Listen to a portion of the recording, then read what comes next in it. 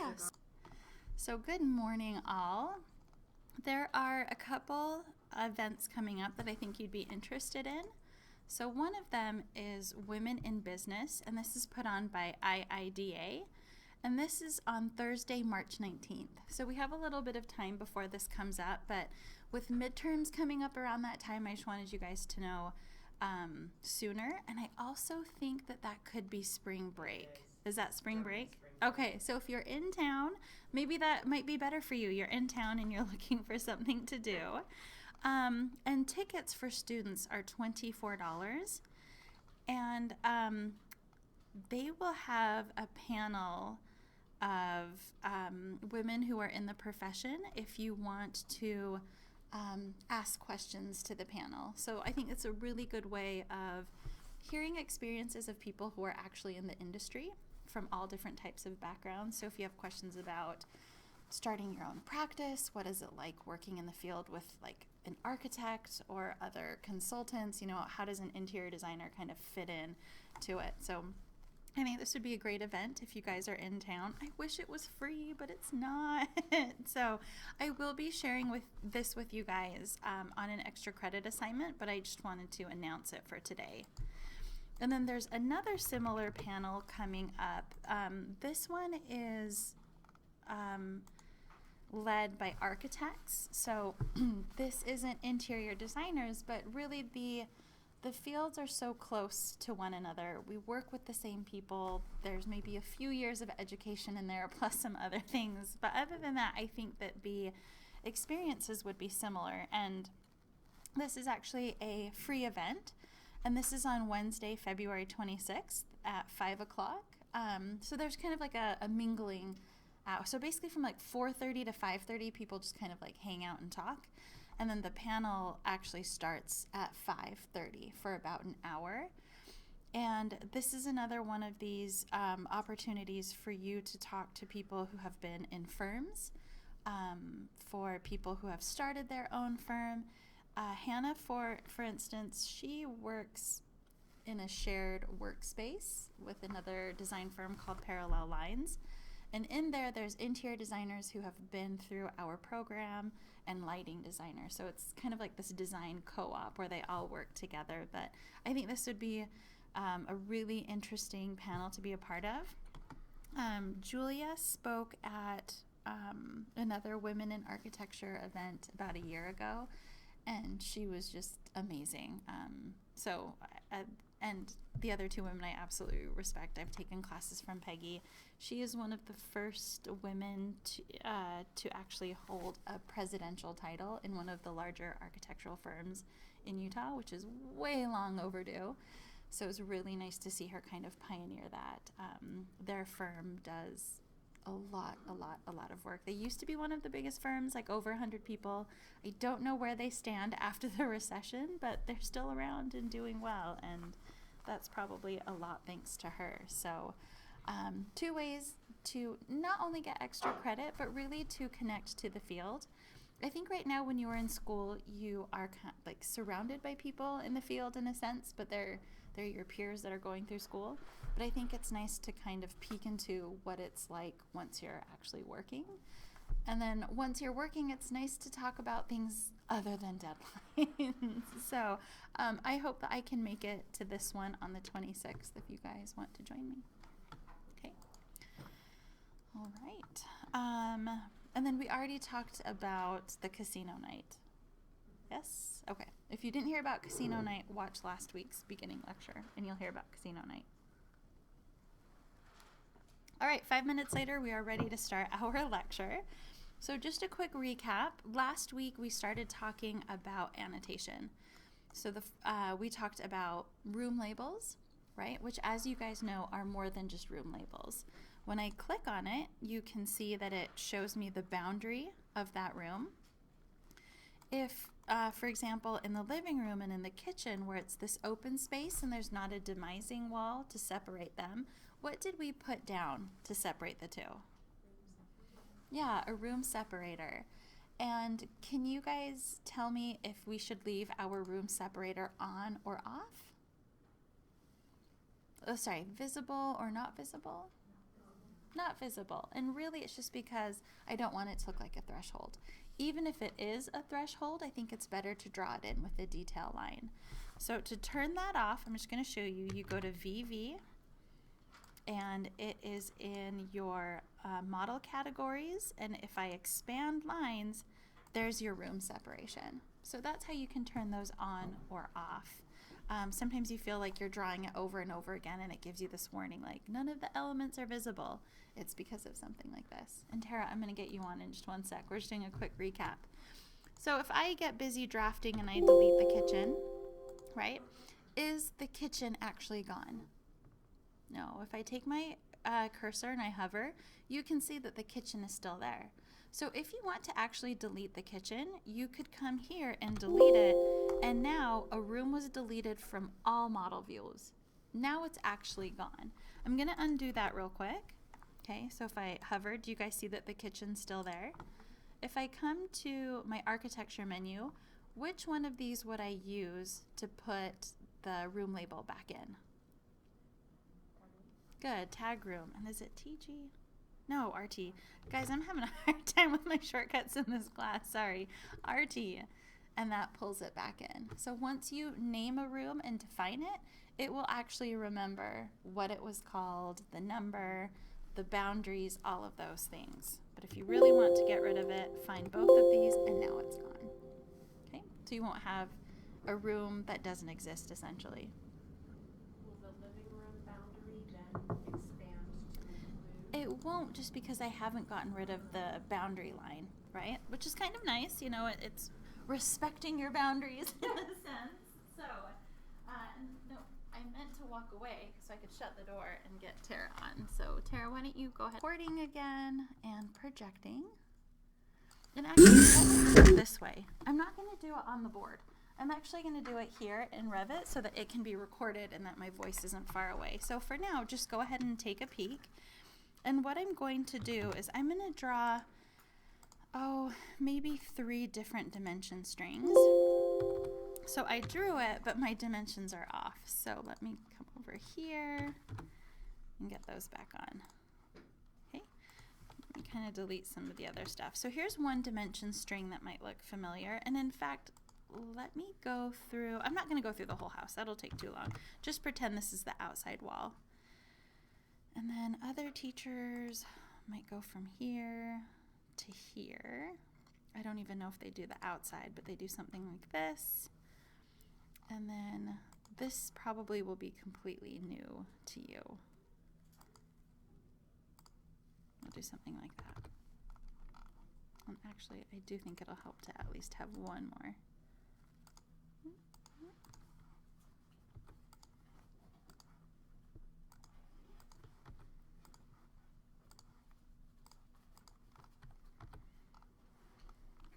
Not confusing at all, right? Okay, so we've got our 3 different strings. Let me element hide a couple things just to make life a little bit easier, more legible. Okay, it kind of sort of helped. So we've got 1, 2, and 3 different dimension strings, okay? Just go ahead and throw up your hands. Do 1 and 2 look familiar to you? Was that something you guys have used before? Yeah? Nods work too. It's cool. Let me ask drafting. So did you guys use A or B in drafting? B? Okay. What about AutoCAD? A or B? B. Okay, cool. So this seems to be the consistent one. This is basically just doing the finish face. And it's actually better to do a finish face. I won't even talk about this one. Back in the day, we used to actually dimension out the wall, and then we keep going. But the thing that's tricky about that, especially in CAD, is in CAD, you're not really detailing a wall. You're offsetting it X amount, and you might not be adding like the drywall and your studs correctly, especially when you're a student. So this one, let's just get rid of that one. We don't want to do that. Let's talk about these other 2. So for your projects, these are the 2 that are acceptable that you can use. Pick one and stick with it. So not a mix of both of them, but one or the other. And The one that is most accurate is actually this one here, when you go to the center of the wall. And the reason why is when people start, let's see if I can find one for you. So when people start working on a project, weird crap always comes up. Let's be more specific. I don't like the boxes are coming up. Here we go. So here's the chalk line. I wanted to show you this because remember when we're doing these construction drawings, this is how we share our ideas and how people are kind of bound by a contract to build stuff. So when we are in Revit and we put down a wall, we want to make sure that our contractor knows where to put that wall and how to build it. So in the field, it helps to put the wall in the center because what the contractor actually does once the exterior walls are in, they use this thing called a chalk line. So a string pulls out of it. It's typically dyed red with just chalk all over it. And then what they do here, I'm such a dork, I love this so much. Two people hold it really taut across the rooms, and then somebody in the middle just pulls it and drops it really hard so that it essentially slaps down on the ground and puts a chalk line down. And that's where they build the wall on top of. So by drafting, like by giving dimensions in the center line, it lets them know exactly where to put that stud. So if you think about how a wall goes down, the first thing that goes down isn't the thing that we can see. So pretend this is drywall. I don't want to go all the way over there, but pretend this is drywall. When people are making a room, they don't put the drywall up first. They put down the studs and then they cover the studs with drywall or whatever else is coming. So when we give them this information here, yes, it helps that we know 5 and 4.5, but then they have to do math. Okay, so that's the drywall face. Now I have to take out 5/8 of an inch, and that's where my stud is. And that's just hoping that you did your wall detail right. Like if you did a wood stud instead of a metal stud, there's an extra 1/2 inch in there too. Whereas if you put it in the center, everything just kind of, it's kind of sixes. It all ends up working out. So in Revit, this is the way that I prefer. Do your clients love it? No, because then they're like, well, you've measured in the middle of my walls. How do I know really how big my room is? So you could do a separate dimension sheet for them that just shows them the overall size of their room. But for me, it's more important for the contractor to know where to place the walls. Okay, so in Revit, this is how I prefer. This is skipping ahead a little bit, but in your final project, you will have basically an overall floor plan that shows everything. And I think this was similar in AutoCAD too. And then you have another sheet with all of your dimensions. Did you guys do a separate dimension sheet in CAD? Okay, so we'll do that same thing here. And that's where we will use these construction dimensions, these two. Your overall dimensions can go on what's called your enlarged plans. So sometimes it's better to do an enlarged plan of your kitchen so you can see all the details of the cabinetry. And that's where you can say, okay, your kitchen overall, so overall means from wall to wall, not center of wall to center of wall. In your enlarged plans is where you can do your overall dimensions for your client. Okay. So for those of you who have taken CAD, just thinking about how CAD works, why would it be tricky to do dimensions in centers of walls in CAD? There's no line to. Yeah. There is no center of wall to snap to. So if you have done CAD before, between every dimension you'd have to do M2P, find the center of the wall. M2P, find the center of the wall. M2P, find the center of the wall. So just logistically, it would be a pain to try and find the center of each wall. But Revit, knowing that this is kind of common in the industry, that's why they have wall center line. Okay? So I hope that gives you like a bigger picture as to why we've done it one way, when it's just kind of logistically impossible, but now we are able to do the wall center line. Okay? Doing that only on the interior walls, not the exterior. The exterior you still do. Yeah, the exterior would still be, we haven't talked about it yet, but the 3 different planes. Yeah, that's just the interior dimensioning. All right, and I'll keep these up for just a minute. So with the interior, let's go ahead and spend a minute. Let's all do this together. We probably all have a whole bunch of random dimensions on our plan. So let's do that thing where we quickly select everything and let's delete all of our dimensions. So I'm not telling you exactly how to do it, but we're gonna grab them all and delete them. And then we're gonna go through and dimension most of it together. Okay. And in case you wondered or forgot how I did that, I select one dimension, right click, select all instances, and I'll just do invisible view, and then delete.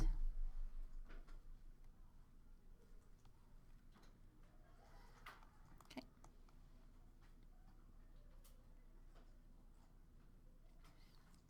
And I'm actually going to do the dimensions first, and then you guys can just kind of take a peek, and then I'll let you do it on your own. So to start off, I'm actually going to start on the interior face because the exterior walls have already been built. So I'm going to start on the interior side. And typically you have a few strings going across and maybe a few strings going down. But this is such a small house that I think I can easily make my contractor do a little bit of math and come and find the centers of the walls here. And I might even try to put it somewhere in the hallway. I'll have to move some stuff around. But that covers most of my house. So if you get a dimension string to a point where they have to add, oh, I don't know, like more than maybe 3 or 4, I would add another dimension string, okay? But just adding like 2 or 3, I think is just fine. And this is where I start needing leader lines already.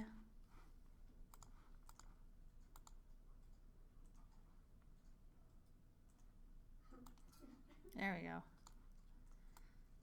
Okay. Yep, that's probably where I'll put it. And our dimensions will be different than one another, and that's okay. We did most of this plan on our own, but at some point I kind of turned it over to you to kind of figure out what was going on, so it's okay if they're not exact. And then I'm going to do another one coming down as well. Oof, there's a wall in here somewhere, but the whole thing has kind of been taken over. And again, I'm ignoring this because this is an exterior wall. The exterior's already been built. They will be on a separate string. So I'm just looking at my interior right now. My hallway is still in the way. Actually, I'm going to leave hallway there. Take a look at my screen. I don't think we've done this together before. So if a dimension is in the way, if you click on it, you can see that another drag activates, and I can move this off to the side, and it automatically puts in a leader for me. So should we go ahead and do this? Yeah, I'm going to keep this up, and you guys can try it on your own too.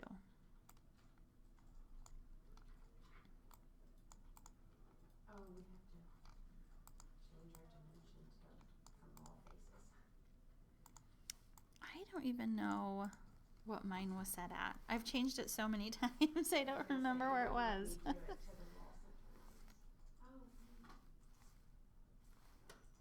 And it chooses the middle of the. So just remember, you can always hit tab to bypass, like if it's not doing it how you want it. Oh, there, I did privately. When you're going west to east, did you do the westernmost exterior wall? Okay, taking a peek at my screen. Did I? I don't know. Yeah. One This of the one? master bedrooms. Oh, this one right here.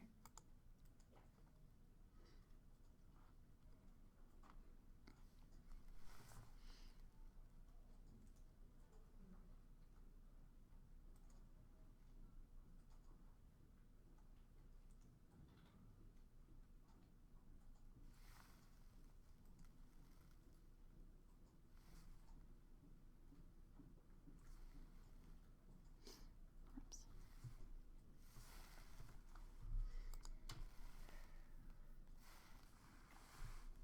this one's pretty straightforward to do the interior dimensioning.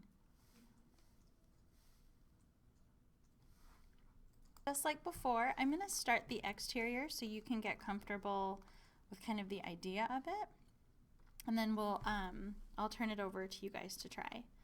So with the exterior, there's always 3 strings. And this is a string of dimensions. So there's 3 that stack up. And the first one is always the overall. So the overall is basically the furthest point of the building to the next furthest point of the building. So the first one, again, is always the overall. Now, one thing to check when you start your exterior dimensions, if you lose your dimension string, okay, I'm not losing mine, you might have your extents so close to your drawing that you might lose it. Right, so let me do,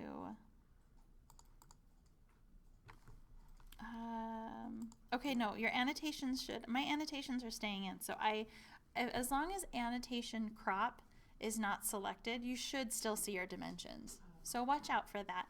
This is new. This is typically almost always on by default.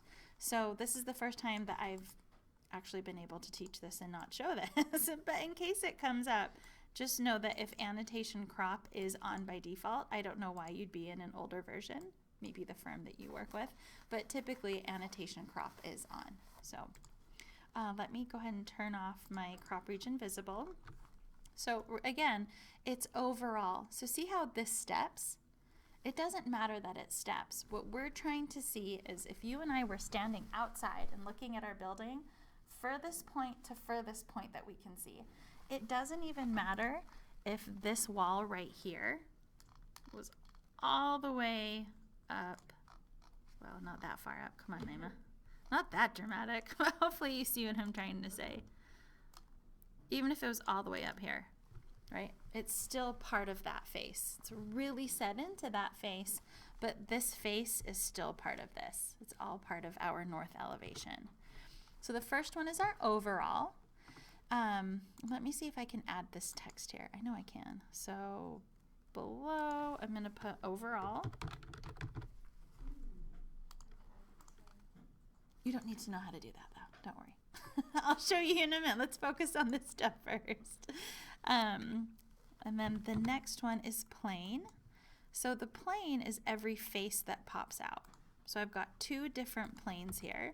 I've got 1, and then I've got 2. 2 different planes. So I'm going to add that to this one as well, and I'll show you.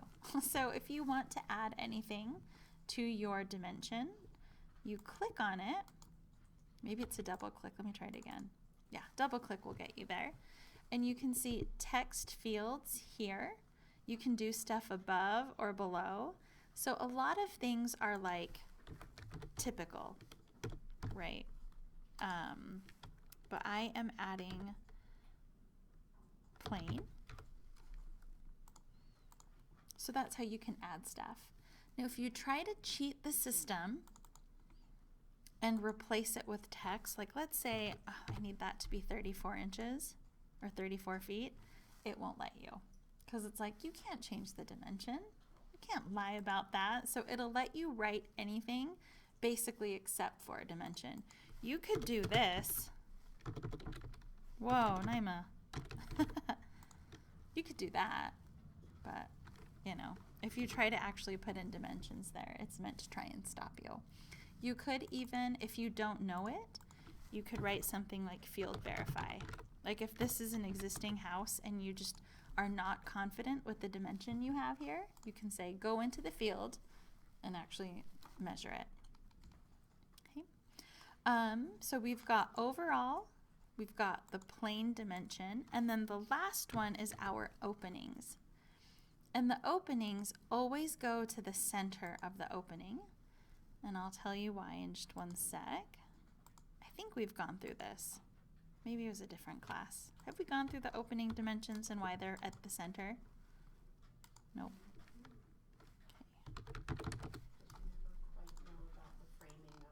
Yeah. So let me show you another example of this, how some people think that you would do this. Okay. So this is the correct way, just to go to the center. See how I don't even show the opening size here? It's just where the window goes. This number 76 right here will take whoever's working on your project to your schedule sheet, bless you. And the schedule sheet will tell the person who's either ordering it or who's installing it how big the window is, and then something else called the rough opening. So let me try to find an image of a rough opening versus what the window actually looks like.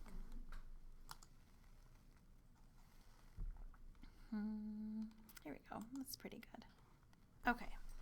So on this kind of blurred image, can you see that they had to do something called a rough opening for this window to actually sit into here? Do you guys see where the window goes versus the rough opening?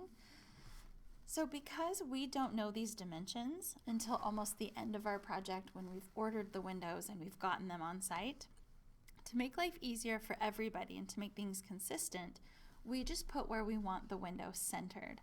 So that way, if we find out that, you know, we've given them 3 feet 6 inches, but the rough opening needs to be at least 4.5 feet, maybe it's like some crazy frameless window, so we need a way bigger rough opening. If you end up telling them, you know, start 7, 8 here, this would be a better example actually. Let me do it this way. Let me center this window first.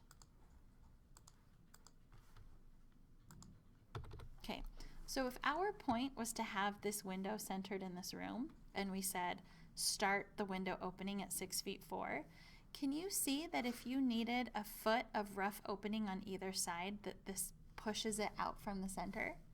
Okay, so by giving them that center dimension, you really tell them where the window should go. Okay, so that's why we always go to the center. All of the other information is in the schedule. The rough opening, the actual window size, the window materials, all of that stuff. And with your openings, let me find one here.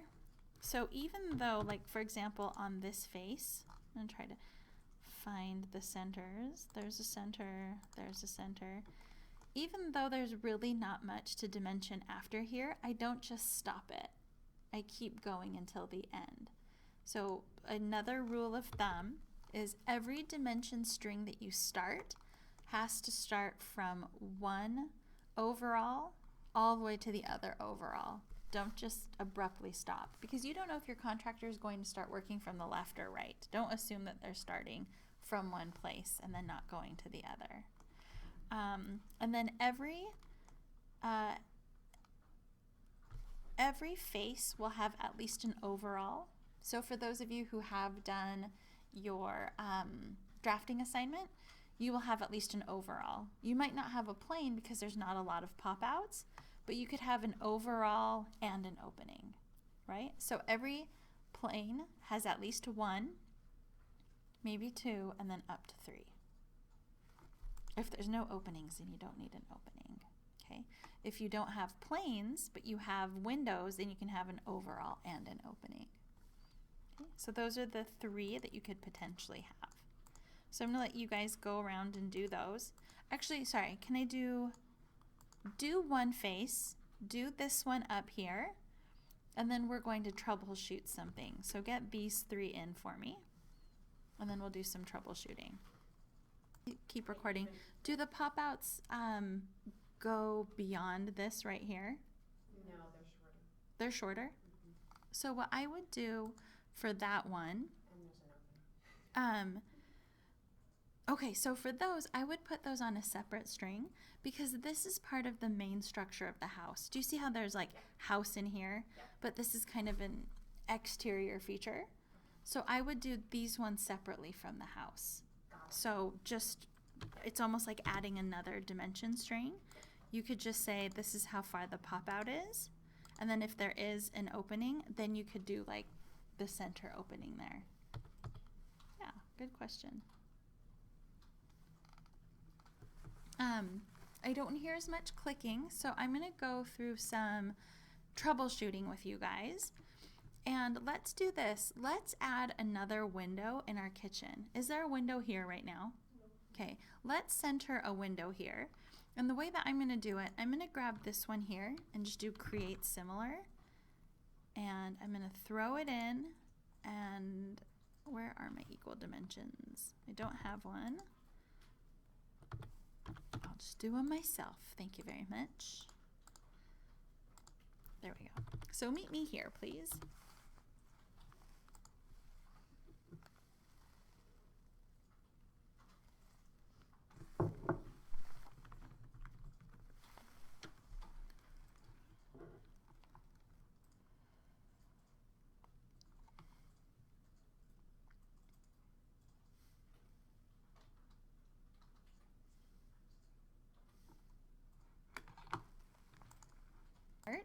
Here's what we're going to do. I want to add another dimension right here. And the way that we would do that, I'm going to do it first. You would have to first select the dimension string that you're trying to edit, which is this one here, because that's what we're adding it to. And when you select it, do you see that this option pops up, edit witness lines, or ew? Like, oh, I did it wrong, ew. So, yeah. When you click on that, then you can see how it's looking for, it's waiting for you to tell it where to dimension. So if I click on here, it adds the new dimension. And then just like before, as soon as I click onto nothing, it'll go ahead and make that change. So I'm going to do that one more time. I'm embarrassed to tell you how long it took me to learn that. Like, my brain was like, I don't get where I'm clicking. So again, click on the dimension string, edit witness lines, add whatever you want to add, okay? And then when you're done, just like before, click off of it. Now, there's another thing that you can do too. Well, first let me ask, did everybody get that okay? Let's not delete the window because I think, yeah, that'll delete the dimension string. Let's do this. Let's pretend that we've deleted the window, but the dimension string is still there, but Revit wouldn't do that. What I'm trying to get at is someday you will have a dimension string that has an extra dimension that you don't want, that you want to get rid of, and you don't want to redo the whole thing. If that's the case, this is where I'm probably going to mess up. You come through, and I think you just try to click right back on that line and see how it goes away. So what I had to do, I didn't click on the dimension string. I had to click on the thing it was dimensioning. So for example here, take a look at my cursor. If I click here, it doesn't do anything. But what I need to do, see how it's highlighting what it's measuring? It's really subtle. There's a blue line here, a blue line there, there's a blue line here. It sounds like a Sesame Street song. There's a blue line here, blue line there, blue line everywhere. Got it? So what you do is you'd find that blue line that it's referencing, click on it, and it disappears. That's much easier than having to redo it. And then just like before, click in the middle of nowhere, and it ends it. Okay. How did you get to the point where it's showing you the little blue line? So click on your dimension string, and then ew, and I'll kind of give you all of those reference points. Okay. I don't know if it's just my eyes. I have a really hard time deciphering between the black and the blue. Let me see if I change the thin line, thick line, if it's any better. A little, okay, I will say that that is one place where the thin line, thick line is better for my eyes. Let's see. But see, that one didn't get thicker. Yeah. Super duper subtle. So the walls, yes, but center of the windows, no. Okay. You guys got that all right? Let's spend about, let's go until 10:30, and I'm gonna just let you guys dimension what you can on this plan. If I don't hear clicking, then I'm gonna go on to title blocks, but I'll give you guys until about 10:30 just to get in the dimensions that you can. Here, so the question was, if you have windows that are above the cut plane, like these invisible, how do you know where to dimension to? And I say just turn on wireframe, and that won't help you, but nice try, Naima. You could, there's so many answers to this. So you could do a reference plane and just kind of like find the center yourself. The thing that helped me is I know that when you place the window tags that it goes in the center. So that was kind of my hint. But if you really want, you can go to your extents, and I will get there eventually. Yep, your view range, so extents and then view range. And I think this is higher, so right now, since the top is being cut at 7.5, if I take this up to maybe even 9, I'm just gonna hit apply. Those should come into view. This is, okay, 4, let me actually take this up to like 6. How high are these windows? 7? There we go. So I had to come up really high. But just make sure that after you see them to go back and change these numbers. So bring them into the view and then take them out. But either one of those work. When I hovered over mine, even though I couldn't see the window, the little blue center line came up. It does come up, but even then, the thing that gets tricky, so let me actually undo that. Sometimes what ends up happening though is you might have a window that snaps not just to the center, but to the 2 sides as well. So let me give you guys one other thing that you could do. So this is my west face. So if I go to the west face, here's those 2 windows. A reference plane exists in every view. So if I draw one here, I'm going to take it, actually I'm just going to leave it there. Maybe I'm going to do one up and one down. These should theoretically show up on my floor plan. Where are you? What is my floor plan called? Thank you. There we go. No, that doesn't look right, does it? Weird. Let me look in 3D.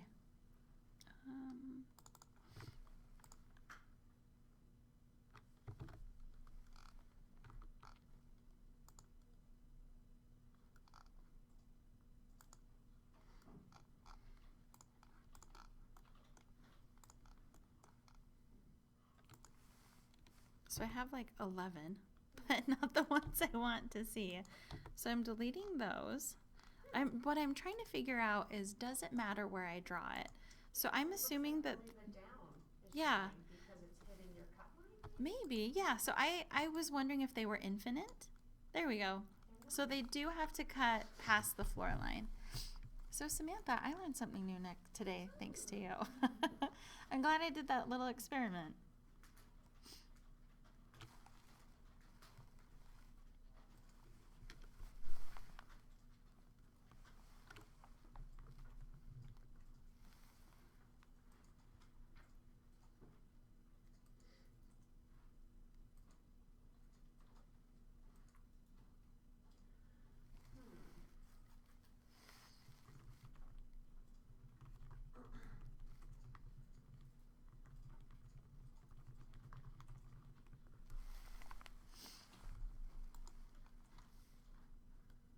Have you guys wrap up the one that you're on, and we'll get started a little bit early.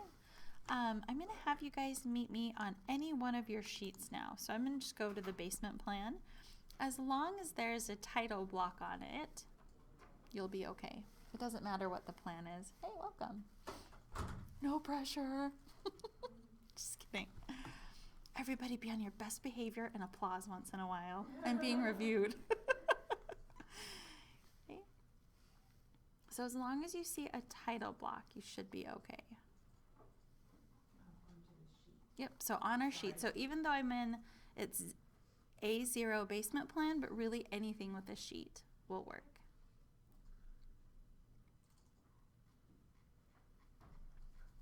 Still waiting for a couple screens. I see some people are still in elevations, other plans.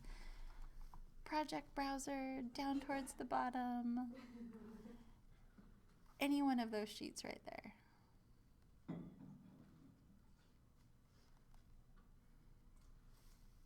All right.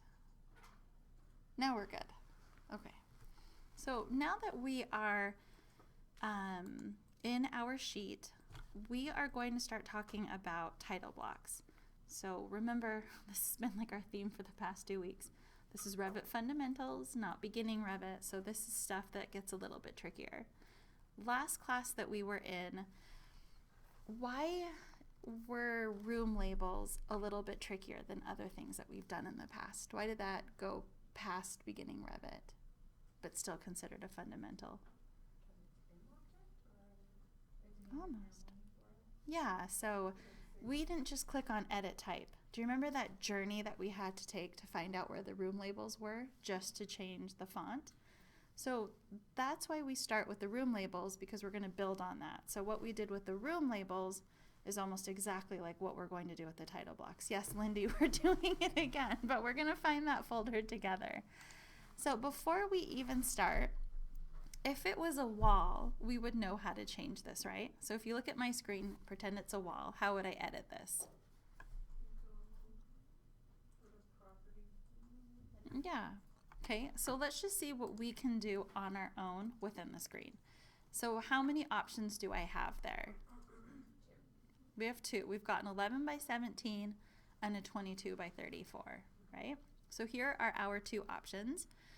But let's say that for today, we want to do more than just change the size of it. You want to get your own logo on here. Autodesk is taking all of the credit for our work, right? So thinking back to our wall again, if we go to edit type, does that help us at all for this example? Okay. Now we're going to forget that it's a wall because that doesn't help us. How did our room label work? Okay, you know how to do a room label. Can that help you edit the title block? What did you guys do to a room label to edit it?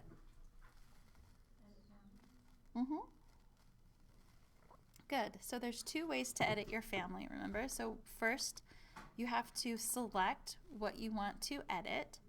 And here in the middle of your screen, it's waiting for you to edit it. Or we can do that thing that we always do on accident, which is double-clicking it and go into our family editor. It did work that time? Yes, good. All right. So remember, I think all of us have been here on accident at one point of the semester, but now we're to a point where we're actually working in the families and we can actually do some editing.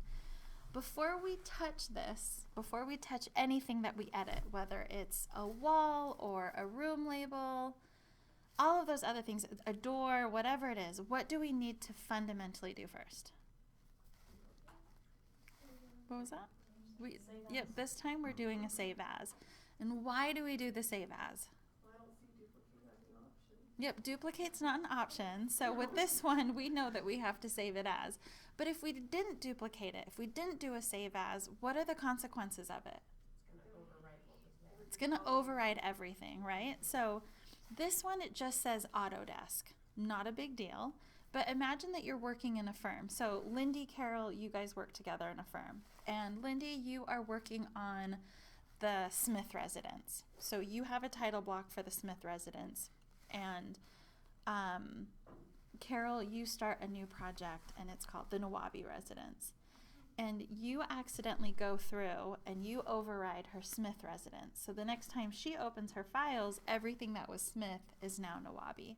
And it's not just in Lindy's project, but it could be company-wide, depending on the template that you're using, okay? So part of understanding it is one, that you do it correctly, but if in the future every title block is renamed, you kind of know how to troubleshoot, okay? So this is the part where we all do our hallelujahs and amens. Okay, so we're gonna save as family. Oh, I was not lucky. Was anybody lucky today? No? Okay, we have to go back to the beginning. If you are at home, okay, because I don't think you've done this at home yet because we just did this on Tuesday. What is something you have to do before you even start this process? So, good. Show your hidden files. So if I go to my C drive, take a look at my screen right now and wait a minute, don't answer yet. Tell me in like 5 seconds if my show hidden files is activated or not. So don't answer yet. You guys are so excited. Okay, is it activated or not? It is. How can you tell? Yeah, do you see that it's kind of grayed out, program data? So just know when you're at home and you go to your C drive, if you don't see program data, your hidden files aren't on. Okay, I'm not going to do a whole review. If you want the review, just watch Tuesday's video. Is that fair? Okay, that was mean. Does anybody not see their hidden files and need a review? Okay. Oh, dang it. Sorry. Okay, let me stop projecting. Okay, so here we go. And you guys will have to help me because remember, it took me like 3 tries on Tuesday. So program data, right? Autodesk. This is where it got me. How do you find the program data? Oh, is it hidden for you? Yeah. Okay, so ask Windows to help you. Come here in your bottom left hand. Okay, and then just start typing in hidden. And then it'll pop up show hidden files. Okay, and then once you're in here, click on, do you see where mine is grayed out? Change settings to show hidden and blah, blah, blah, blah, blah. Do you see that?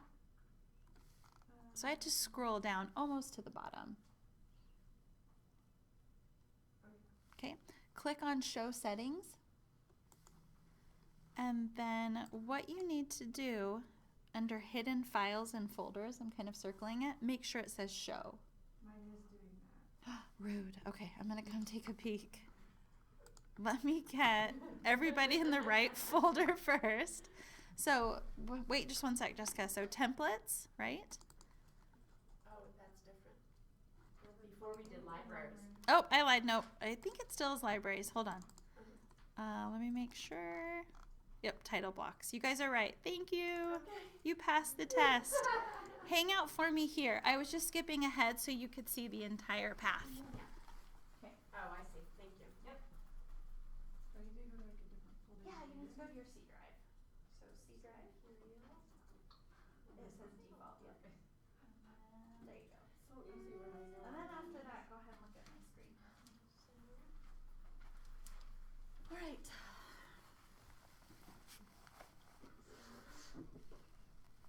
So remember the end of Tuesday's video, I ended it on this screen. So if you go home and you can't find this, skip to the end of Tuesday's video and the file path should be the same. Okay, so for this one, for our title blocks, are you guys ready to save? Are we at that point? Okay. Was there a no? I thought we didn't. Well, I guess we're gonna change the name, right? Yeah, let's change the name. So we're gonna call this D24 by 36 SLCC. So kind of following the theme on Tuesday where all of our text was named SLCC, we'll call this title block SLCC too. So after you went to program data, when did you get to the title blocks? Oh, like 11 more steps. Okay, so tell me where you are. Are you at program data? Okay, Autodesk. And then RVT 2020. Libraries. It's super straightforward. I mean, come on, guys. Did you get it all right? Cool. Okay. All right, so 24 by 36 SLCC and then save. And then just make sure that you check. So up at the top of your screen, it should say D24 by 36 SLCC or whatever you called it. You may have spelled it wrong or something, but as long as it doesn't have the same name it had before, okay? Mine is 22 by 34. Maybe you didn't change it. Does it say SLCC? Yeah, but So I changed it to 24 by 36.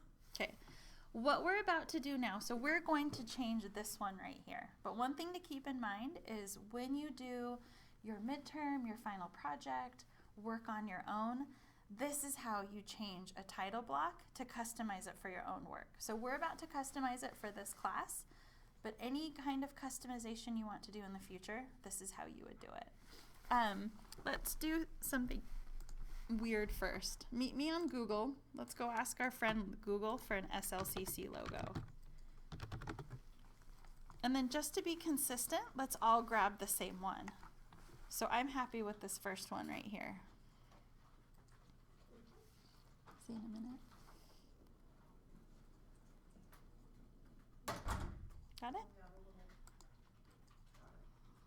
college symbols. And I think that one, yeah, that one should work. I'm gonna just do a save image as. Bless you. And just remember where you saved it. So I do have a Revit folder on my desktop that I'm gonna put it into.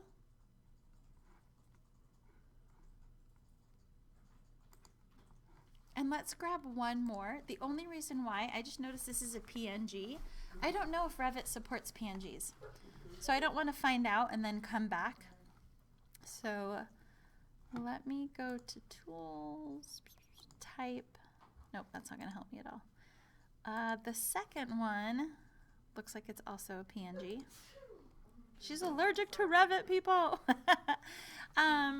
This guy down here, just the globe, that's a JPEG. So we can grab that one too. This is just kind of our backup. Bless you. And then again, right click, save image as.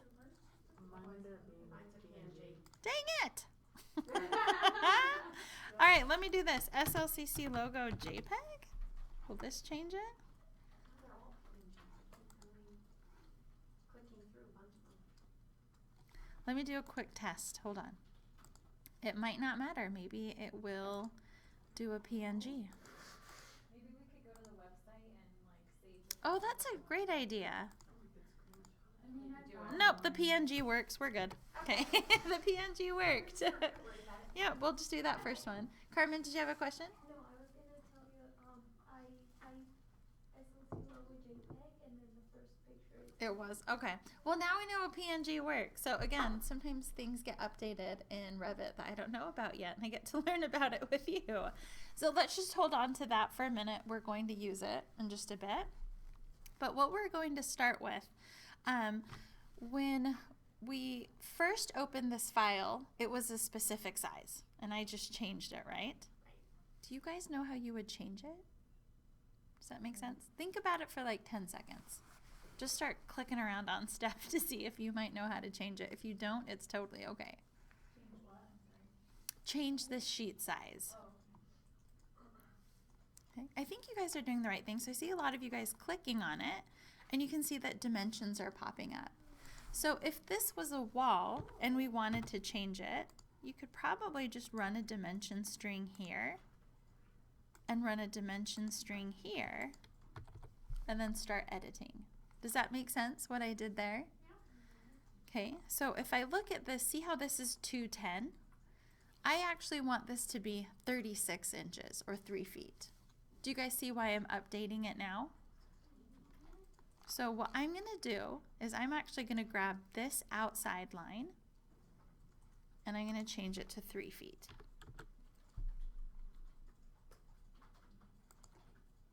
And then I'll grab the top line and I'll make it 2 feet.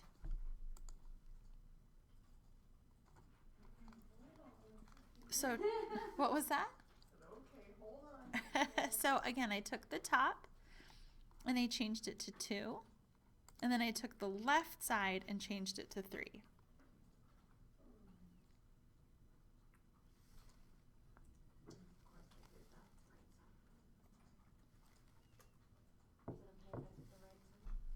Yeah, you'll have the right side. Do you see how you'll have to scooch everything over?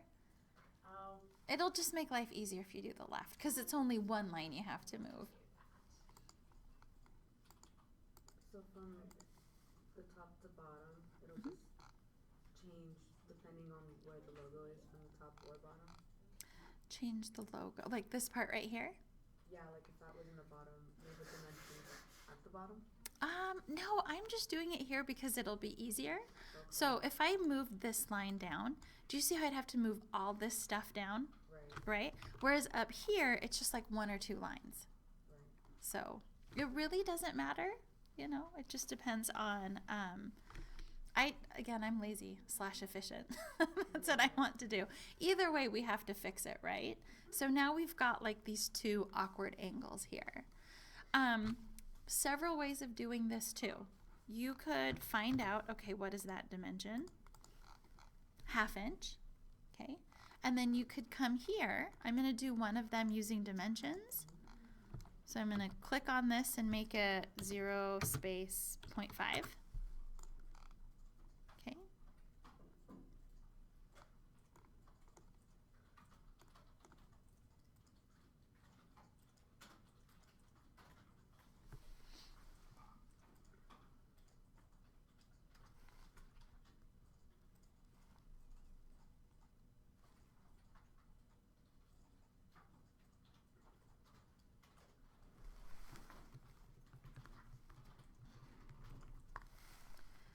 And then for this one right here, I'm going to make it a little bit larger. I don't know what it was at first. I'm going to make it 1 inch so that there's room to staple. That's just, I always like room for staples. Okay. Well, remember I was going to show you guys a new way here. Okay. So with this one, I'm actually going to delete this line entirely, and I'll use the offset method and say I want a 1 inch offset. Either one works, but I just wanted to show you both methods. And then I can use the trim to fix it.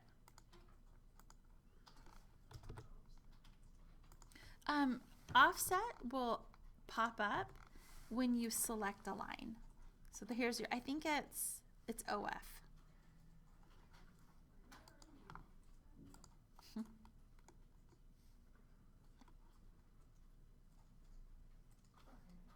Got it?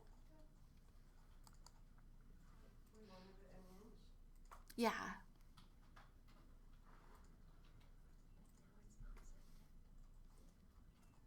It's okay, because by the time the set opens, it's nice to have a little bit of breathing room.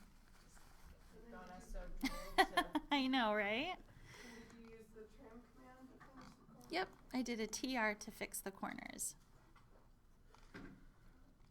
And I'm actually just going to go through and delete all of this stuff here.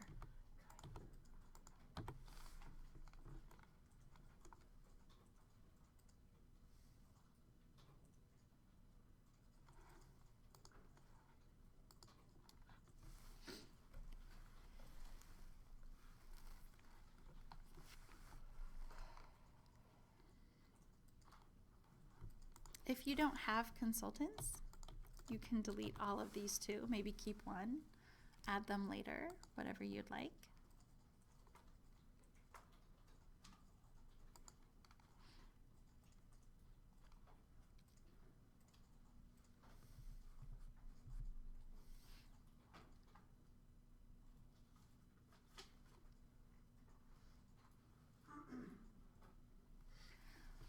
Is everybody ready to see how to insert a new image for your logo?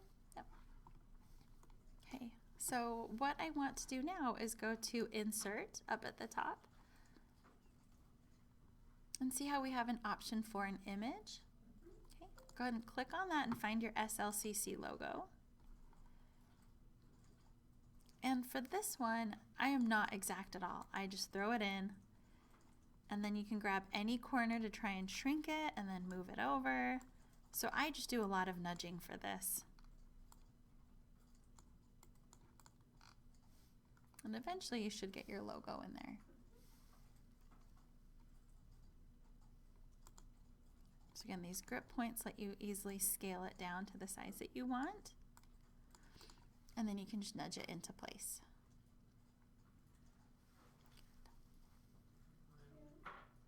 Got it? Cool. All right. And so again, in the future, you can add an image of your own if you like, if you have one, depending on the classes that you're in right now. So that's basically the most basic way to start customizing your title block. If you wanted to do anything beyond that, like for instance, this client name here, you could come through and remember how last week we changed the labels. Let's see, I didn't do an Slcc label. So if I wanted to change the font to match everything else, I'm going to click on Edit Type, Duplicate, and then I will call this, I got rid of the 2, I'm going to call this Slcc 1/4 inch. And then again, similar to last week, text font, Century Gothic. Yeah, I'll do it with this one down here. So actually, let me do it with project number because these are already set. So I click on, oh sorry, I click on project number, and I'm going to go to edit type. And before I make any changes, I want to duplicate it. And again, I get rid of the 2 because I don't need that there, but I will add SLCC. So this is SLCC 330 seconds. And really the only thing I'm doing is changing the font. I like the size, I like the placement. It's really just the font that I want to customize. Okay, so you can see a slight difference now between client name and project number. These are all label. So what I can do here, wait, I can't remember, does this exist in Revit? Yeah. So in Revit, I don't think we've talked about this before because I don't use it often. Is it, now I can't even remember, is it MP? It's MA for match attributes or just match. So take a look at my screen, and the way to think about this is it's a paintbrush. So before you paint, you have to dip it in the color first and then paint whatever you want, right? So this is the color that I'm dipping into, and I type in MA. And you can't see it on my screen because I have that default red cursor, but my cursor is now a paintbrush. And then whatever I click on should turn into that same thing. I'm not doing this right. MA, and then click. There we go. Let me try it one more time. So I thought you could select it first and then do MA, but that doesn't work. So I apologize. MA, click on the object, dip it into the paint, and then start painting. And that works for anything that's the same size and everything? Or No, I could even do MA and then click on this, and then, is this gonna get bigger? Sorry, hold on. MA. See, it really works on anything. So even walls, you could do it for walls. Like if you have a generic wall on one side of your house and then an exterior wall here, you can do MA, click on the exterior, and then change your generic to that. Did it work? Well, it threw my E down on the next line. Oh, does it not fit anymore? Which is, zoom in for me a little bit. For date, let me try that same thing. So I'm gonna go MA. Right. Oh, it did for me too. So what we're gonna do is click on DAT and just make it bigger. See how you can just click on it and then make that text box bigger? So you might have to do that a couple times. Yep, I had to do it on every line. It's just a little bit wider.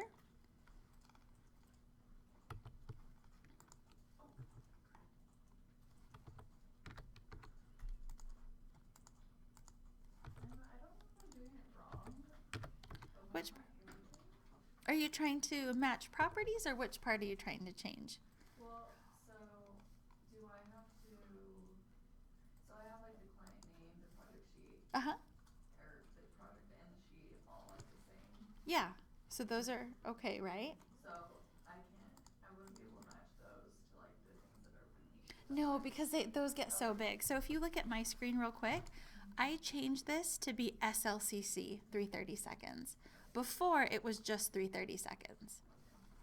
And another thing that you'll notice is that even these are different too. Mm-hmm. So we'll have to change these as well because that's a different label. I don't have an SLCC 1/8 inch.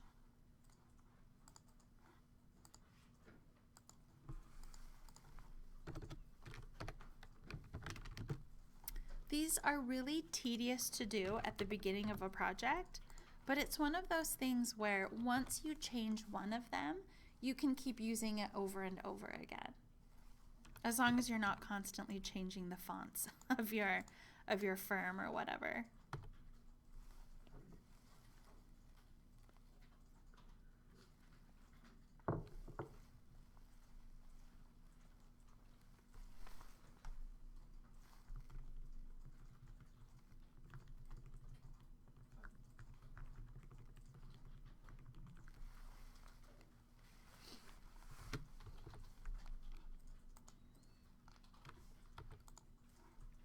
So go ahead and grab everything that you can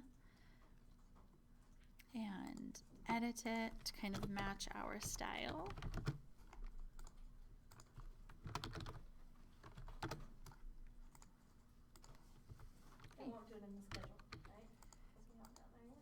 Which schedule? This one? Oh no, we're not gonna, well, this is kind of like a different family that lives somewhere else. So you don't have to do that one. We'll leave that one be. But you can change even this little guy right here. Yeah.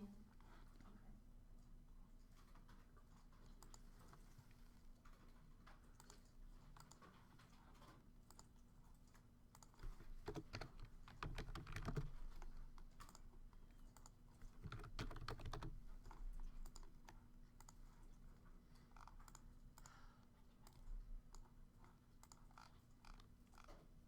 Okay.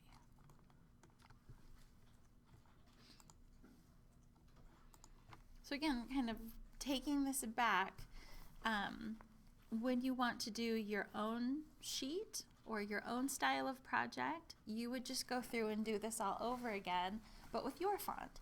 So you could call it, you don't even have to call it like SLCC or your company name. You could just call it the name of the font. Like SLCC, we could have just as easily called Century Gothic, right? So either one of those works. Now, what I really want to talk to you guys about, I go ahead and click on project number and see what it's called, and then click off of it and click on the right side of the project number and see what it's called. See if you can see a difference between the two.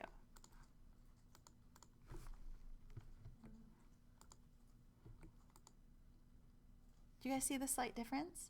So project number is text, right? But when you actually click on the project number, what is this? It's a label. And there's a big difference between the two of them. So, how do I put this? Basically, there's an assignment that I'm skipping. But even though we're skipping that assignment, I still want you to know how the fundamentals work. I think it always makes sense when you're doing a title block to start with an existing one like this and then edit it instead of making it from scratch, because that's just, it's already done most of the work for you. But the thing that you have to understand is that let's all click on the Create menu, please. Okay? And when you're in the Create menu, do you see that there's labels and then there's text? Okay? So text is something that's in a project that basically is unchanging. So if you look at, well, not necessarily unchanging. Let me put it this way. Yeah, text is something that stays the same and doesn't need to be edited. So project number, date, drawn by, checked by, those are all text because on every sheet it's going to say that. On every sheet it's going to say scale. Does that make sense? Okay. Now there are other things, client name, project name, sheet name. Do you see how those could change on every sheet? The client name and the project name will most likely stay the same, but we're going back to that example of Lindy's project versus Carol's project, right? So some of them are project-wide, some of them are just within the project. So project-wide, these will stay the same, right? But from sheet to sheet, do you see how the sheet name could change from like the A1 to whatever? So these labels, Revit is actually pulling the information from the project. Like it's looking for that information. So you would never create a text box to put in the sheet name or the sheet title. You always use a label and it will pull from the project information. That's why it updates automatically. Does that make sense? Okay, so just make sure that if you ever do one of these on your own, that you're using labels where you need a label. Let's click on the label and let's just add one label here. So see how we have like the date that we worked on it? Let's go ahead and do one more label. And to add the label, click anywhere on your screen because we have to edit it anyway. And when you click on your screen, it's going to ask, okay, what label do you want? And do you see how there's so many labels that we can choose from? Okay, so the one that we are looking for is the file path. And that lets us know where we actually printed the file from. Okay, so go ahead and add that to here. And then go ahead and click OK. And now, do you see on my screen I have like this big file path? So I'm going to hit escape a couple times. And your file path typically goes right next to your date. So if we wanted to format these to look more like one another, how could I do that? So file path is huge, right? Yep, I could do MA. Good. So I'm going to grab the attributes of this one and match it there. So far, size is right. And then I'm just going to drag it down. And while you're on your text box, do you see that there's this little rotate grip point that you can grab too? I'm going to rotate it and just kind of nudge it. And file paths tend to be really long, so expand that one as much as you can. I mean, remember where our title block was? Not saying that it's going to be that long, but it might be. And I'm actually just going to nudge these a little bit closer.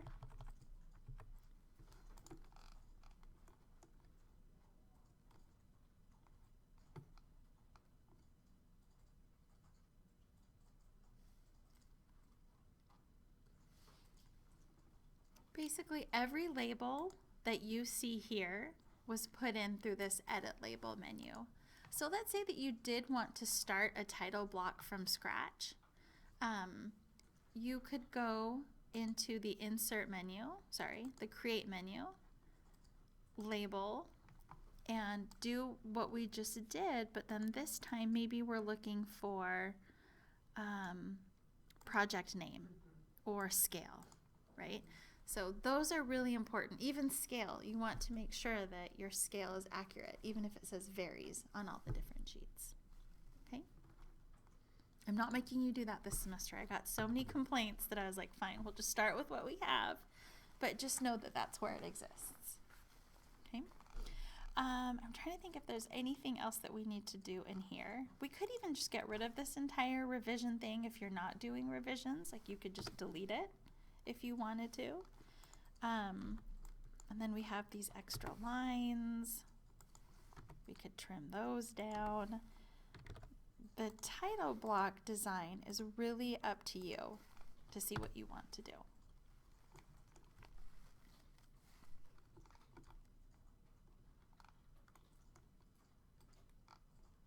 And let's actually, while we're in here, we talked about labels. Let's actually add text. Let's put your names in here, or our names. Whoops.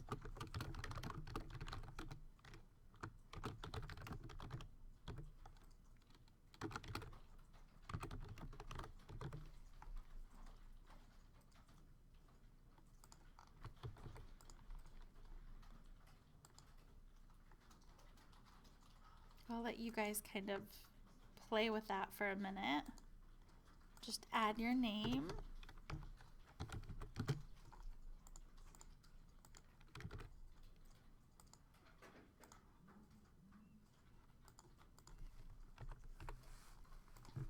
So again, under Create, there's text. So it's really similar to what we did in our last class, where you draw the text box instead of just clicking and typing. So that way, that's another weird thing. Let me show you why. So when you're in here, do you see that you can't center it? You have to click off of it. Okay, so I'm clicked off, and then when you select it, it lets you format it. It's really weird. I wish everything was inside the text editor. I don't know why. See how it's even grayed out? It's very bizarre. Is there a way to like center like the text box itself or center like the logo? Or No, I wish. It doesn't have those features. Those are really just eyeballing. Okay. And then once you guys have your names added, go ahead and stop typing just so that I know that you guys are ready. And then the last thing that we're going to do is actually load it into our project.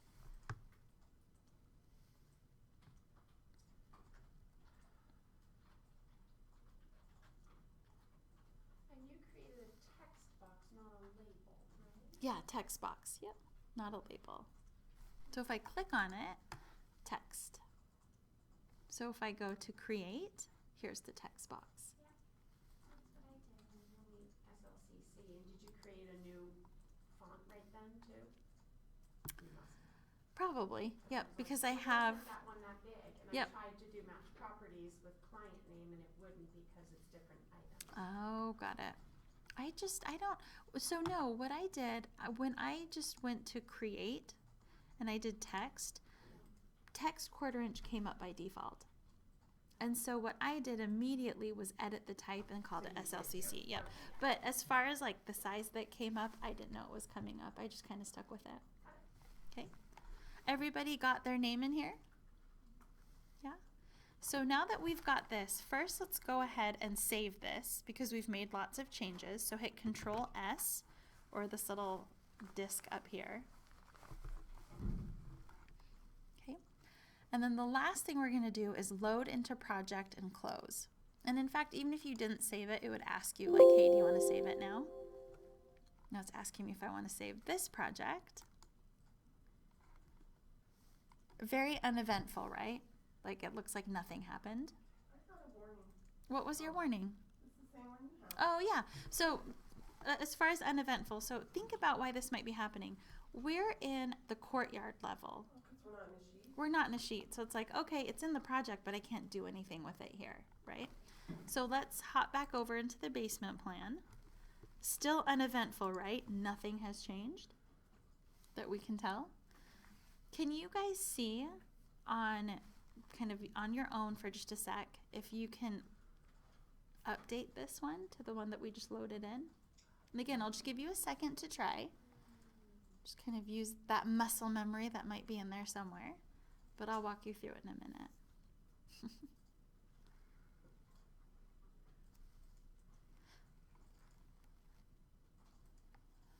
Okay, I'm going to go through it now. So with mine, if I see the Autodesk, I click on it, and just like we did when we first started this exercise, now when I pull down, here's my SLCC. And it did get a little bit bigger. So now when you print, you won't have that extra edge around your sheets. It'll fill up that whole 24 by 36. And then if at any point you want to change this, like if I wanted to get rid of Spring 2020 or Revit 23, whatever, I can double click on it, make those changes, and I'm just going to do load into project and close. Do you want to save? Yes. Yes.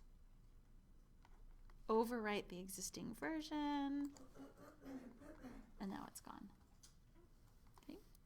So you can start customizing your title blocks now. It's tedious, but with my title blocks, in my practice, I changed them once and then I was just kind of set. The only thing that I need to change are the project parameters, like these kinds of things.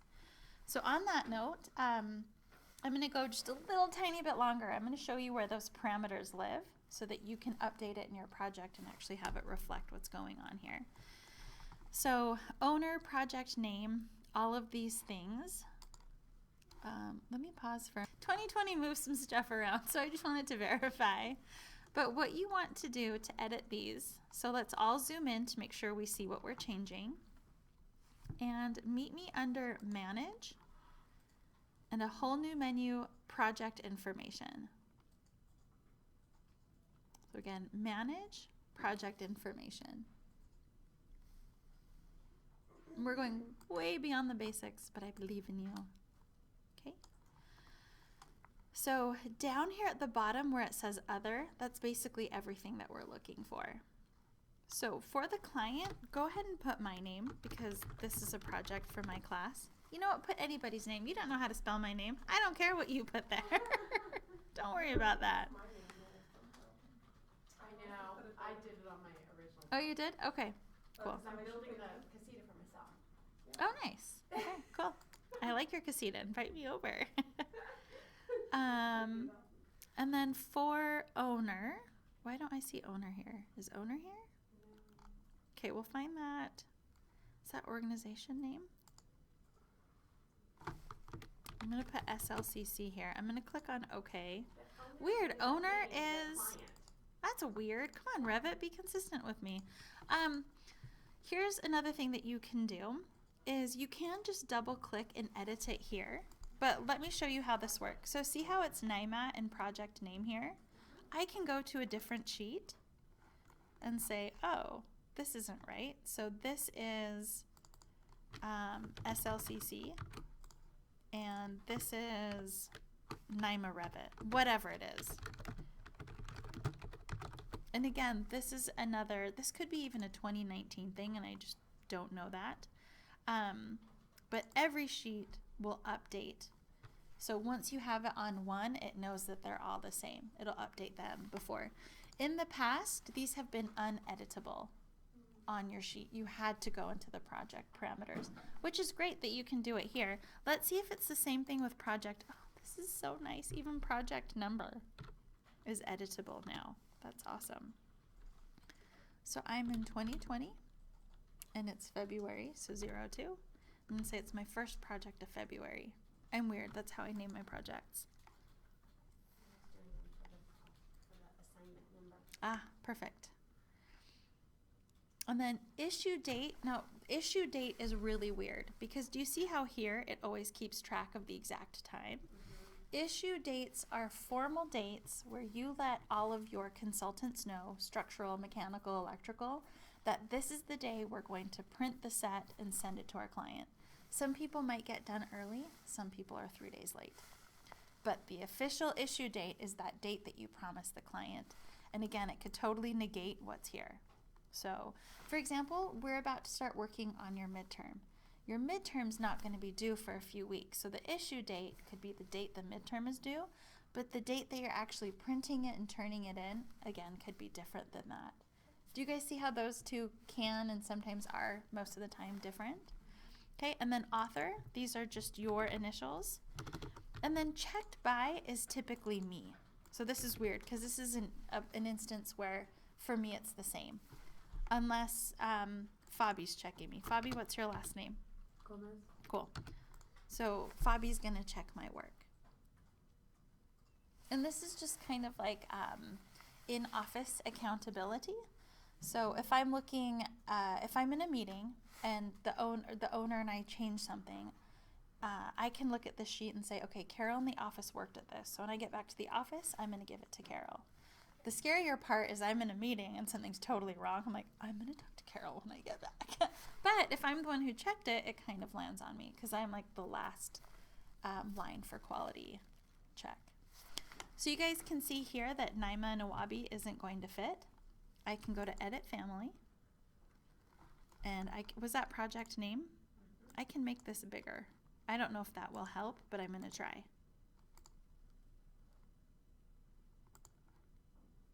Okay, that did help. You can do that too. So it's tedious, but it's how you can really start making your work, I think, look more professional just by doing things that aren't the standard Revit out of the box stuff. Okay. A lot of information today. We covered a lot of ground in just one morning. What I'm gonna ask you guys to do for Tuesday, this will be probably the only time in the semester where I only want one sheet. I just want you guys to do a custom title block, whatever you guys want. It could be the one that you end up using for your midterm, maybe not. The one parameter that I do want to give you is that I want you to add at least one label. So in class we did the file path, okay? So add one label of your choice. And then also make it a 24 by 36, not this weird 22 by 34. I have no idea where that came from. It makes me so mad. So 24 by 36. The assignment might not be posted until after my next class, but I'm going to try to do it right now during the break. So the only thing that's due Tuesday is a title block that's 24 by 36, okay? And make sure to add a label for me. Any questions? Okay. Did you update the due dates for the other assignments too? Did stuff get posted?